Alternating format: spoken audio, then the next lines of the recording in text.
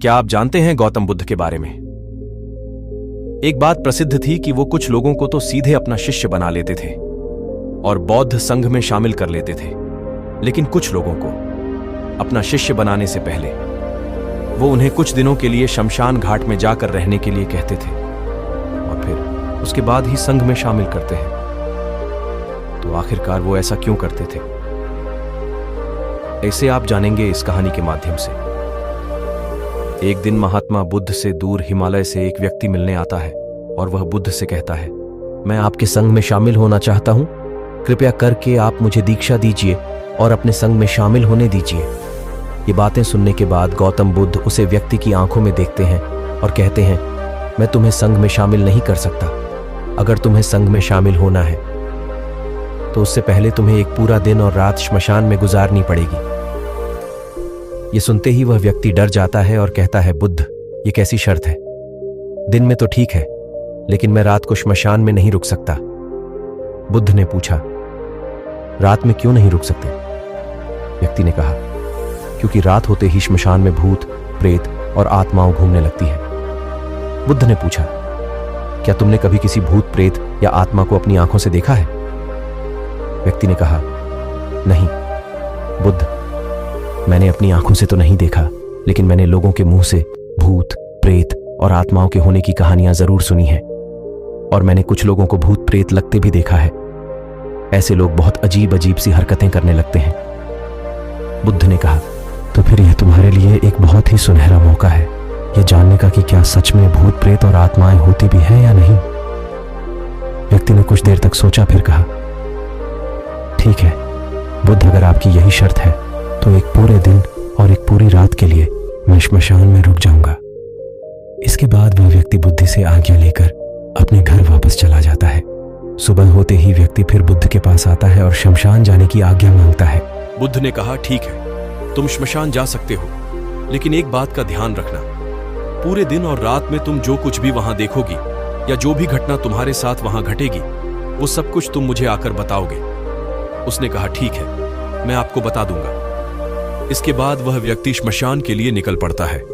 उसके जाते ही बुद्ध अपने दो शिष्यों से कहते हैं, तुम दोनों उसके पीछे जाओ और उसका ध्यान रखना, लेकिन ध्यान रहे उसे यह बात पता नहीं लगनी चाहिए कि तुम दोनों उसके आसपास ही हो। वे दोनों शिष्य भी चुपचाप उस व्यक्ति के पीछे पीछे श्मशान की तरफ चले जाते हैं।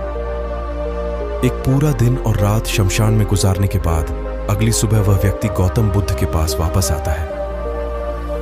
बुद्ध ने पूछा, बताओ क्या तुमने देखा वहां? व्यक्ति ने कहा, बुद्ध, मेरे श्मशान में पहुंचने के कुछ देर बाद मैंने देखा कि वहां एक अर्थी आई। उसके पीछे एक बड़ी भीड़ थी। वह अर्थी एक बूढ़े व्यक्ति की थी। उस बूढ़े व्यक्ति के चारों बेटों ने अर्थी को कंधा दे रखा था। चारों बहुत दुखी दिखाई पड़ रहे थे। वही अर्थी के पीछे चलने वाले कुछ लोग बातें कर रहे थे कि अच्छा इंसान था बेचारा, लेकिन अब नहीं रहा। वहीं कुछ लोग यह भी कह रहे थे कि अच्छा हुआ इसके साथ बेचारा बूढ़ा बिना किसी ज्यादा दर्द और पीड़ा के इस दुनिया से चला गया। इसी तरह और भी लोग उसके बारे में तरह तरह की बातें कर रहे थे।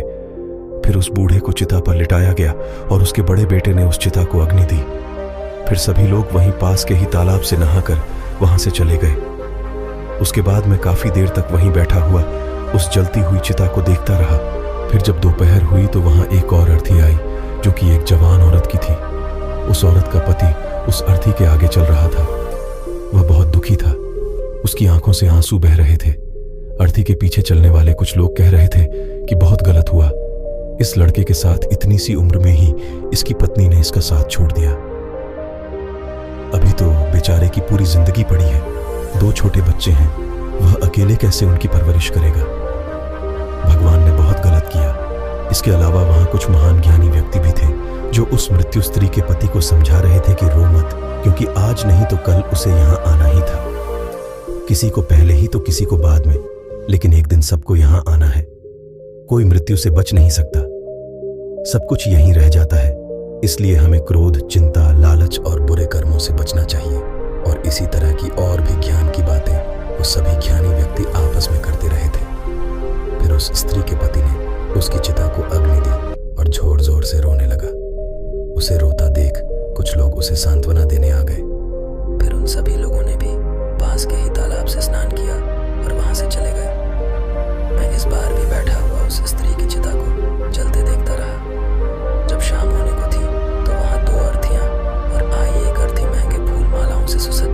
उसके पीछे जो लोग थे वो बड़े खानदान से लग रहे थे और उसके पीछे लंबी भीड़ भी थी। देखने से ही लग रहा था कि यह किसी अमीर व्यक्ति की अर्थी है। दूसरी अर्थी बहुत ही साधारण सी थी और उसके पीछे बहुत ही कम लोग थे। वह जरूर ही किसी बहुत गरीब व्यक्ति की अर्थी रही होगी। अमीर व्यक्ति की चिता को चंदन की लकड़ी से तैयार किया गया था, जबकि गरीब व्यक्ति की चिता को साधारण लकड़ी से। अमीर व्यक्ति की चिता को पहले अग्नि दी गई, फिर गरीब व्यक्ति की चिता को। बुद्ध ने पूछा, क्या तुम्हें उनकी चिताओं में कोई अंतर दिखा? व्यक्ति ने कहा, नहीं, मुझे तो कोई अंतर नहीं दिखा। दोनों के शरीर एक समान ही जले और अंत में राख हो गए। बुद्ध ने पूछा, फिर क्या हुआ? व्यक्ति ने कहा, उसके बाद रात हो गई और वहां कोई नहीं आया। बुद्ध ने फिर पूछा, क्या तुम्हें वहां रात में भूत प्रेत और आत्माएं दिखी? व्यक्ति ने कहा, नहीं, मुझे वहां कुछ भी नहीं दिखा, लेकिन मैं वहां पूरी रात खुद से ही डरता रहा, कभी हवा की सरसराहट से तो कभी जानवरों की आवाज से, और फिर सुबह हो गई और मैं आपके पास आ गया। बुद्ध ने कहा, बहुत बढ़िया किया, लेकिन मैं तुम्हें संघ में शामिल नहीं कर सकता। व्यक्ति ने कहा, लेकिन क्यों? बुद्ध ने कहा, क्योंकि तुम अभी उसके लिए तैयार नहीं। संघ में शामिल होने के लिए तुम्हें एक बार और एक पूरा दिन और रात श्मशान में गुजारनी पड़ेगी। व्यक्ति ने बुद्ध को मनाने की बहुत कोशिश की, लेकिन बुद्ध नहीं माने तो उसने दोबारा श्मशान में जाना स्वीकार कर लिया। बुद्ध ने फिर पूछा, क्या तुम्हें वहां रात में भूत प्रेत और आत्माएं दिखी? व्यक्ति ने कहा, नहीं, मुझे वहां कुछ भी नहीं दिखा, लेकिन मैं वहां पूरी रात खुद से ही डरता रहा, कभी हवा की सरसराहट से तो कभी जानवरों की आवाज से, और फिर सुबह हो गई और मैं आपके पास आ गया। बुद्ध ने कहा, बहुत बढ़िया किया, लेकिन मैं तुम्हें संघ में शामिल नहीं कर सकता। व्यक्ति ने कहा, लेकिन क्यों? बुद्ध ने कहा, क्योंकि तुम अभी उसके लिए तैयार नहीं। संघ में शामिल होने के लिए तुम्हें एक बार और एक पूरा दिन और रात श्मशान में गुजारनी पड़ेगी। व्यक्ति ने बुद्ध को मनाने की बहुत कोशिश की, लेकिन बुद्ध नहीं माने तो उसने दोबारा श्मशान में जाना स्वीकार कर लिया। अगली सुबह बुद्ध से आज्ञा लेकर वह फिर श्मशान की ओर निकल पड़ा। बुद्ध ने इस बार फिर उसे व्यक्ति की सुरक्षा के लिए उसके पीछे अपने 2 शिष्य फिर भेज दिए। एक पूरा दिन और एक पूरी रात श्मशान में गुजारने के बाद वो फिर बुद्ध के पास आया। बुद्ध ने फिर वही प्रश्न किया, बताओ क्या देखा तुमने वहां?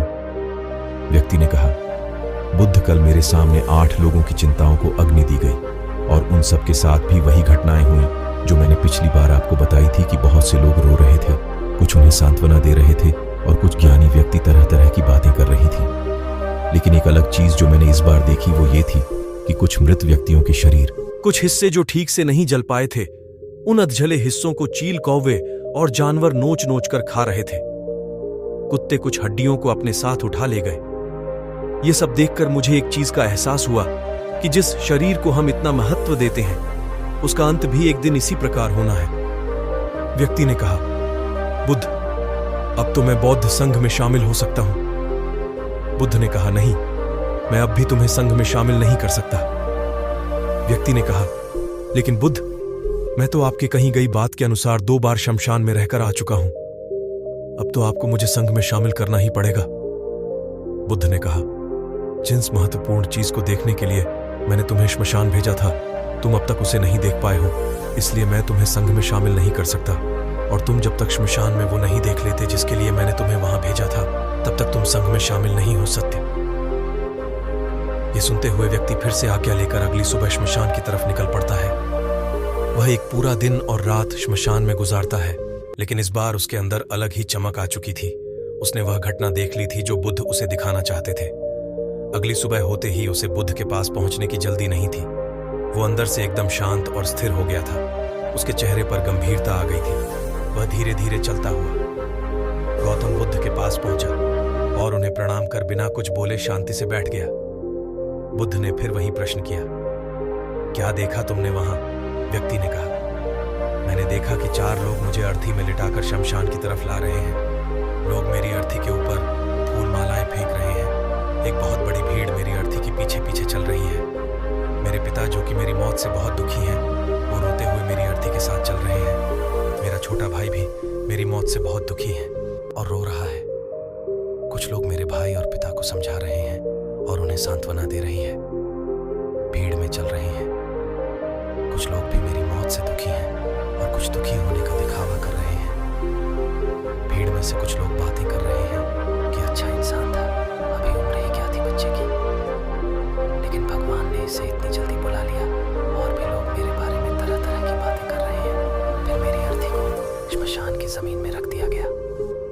मैं सांस लेना चाहता था, लेकिन मेरे अंदर सांस नहीं थी। मैं अपने हाथ पैरों को हिलाना चाहता, लेकिन मैं हिला नहीं पा रहा था।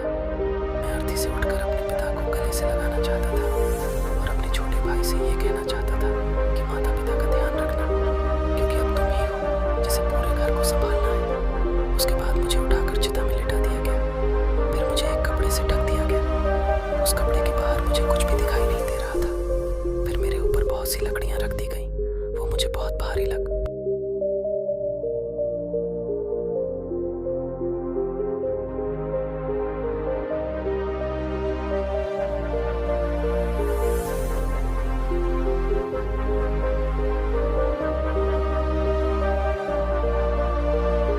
रही थी। मैं उन्हें हटाना चाहता था। मुझे अंदर घुटन महसूस हो रही थी। फिर कुछ समय पश्चात मुझे गर्मी का आभास हुआ। मैंने देखा कि मेरे पूरे शरीर पे आग लग चुकी थी। मेरा पूरा शरीर किसी लकड़ी की भांति चल रहा था। मैं चिल्ला या लेकिन मेरे मुंह से आवाज नहीं निकली। मैं उस अग्नि में पूरी तरह से खो गया था। मैं पूरी रात खुद को ऐसे ही जलता देखता रहा और अंत में मैंने पाया कि मैं राख में तब्दील हो चुका हूं। उस पूरी रात मैं पता नहीं कहां खोया रहा। ना तो मैं डरा और ना ही मुझे किसी प्रकार के डर का एहसास। और सुबह होते ही मैं आपके पास आ गया। ये सब सुन बुद्ध मुस्कुराए और बोले, अब तुम संघ में शामिल हो सकते हो। बुद्ध ने आगे कहा, जीवन को वही व्यक्ति समझ सकता है जिसने मृत्यु को समझ लिया हो। जैसे एक बीमार व्यक्ति ही स्वस्थ रहने के महत्वपूर्ण अच्छे से समझ सकता है। वास्तव में गहरे ध्यान और साधना में उतरने के लिए अंदर ज्ञान का बीज होना बेहद आवश्यक है, और वह ज्ञान का बीज कल रात तुम्हें वहां मिला। तुमने वहां जाकर यह महसूस कर लिया कि तुम्हारा शरीर नश्वर है और तुम्हारे साथ कुछ भी नहीं जाने वाला, सब यहीं रह जाएगा।